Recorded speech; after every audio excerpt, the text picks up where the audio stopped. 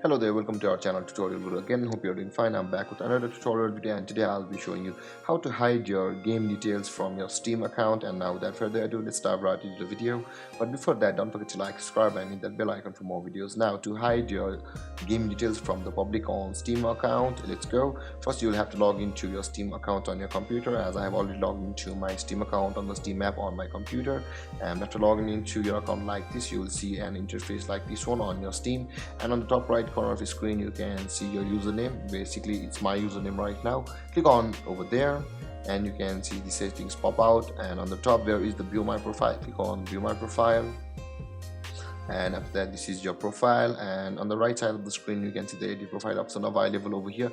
Click on edit profile, and after that on this interface you can see the privacy settings available over here. Click on privacy settings, and over here you can see the under my profile category there is the game details available over here.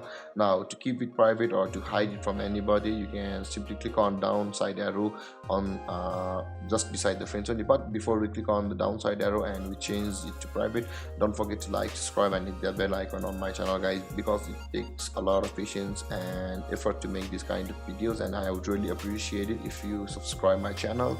And with that being said, let's click on the downside arrow of the friends only, and over here you can see the private and friends only and the public option available over here. If you want to hide it from everybody, let's click on private, and you can see it's already saved over here.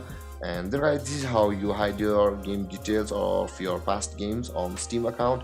And if you have any confusions or questions regarding the topic, don't hesitate to comment.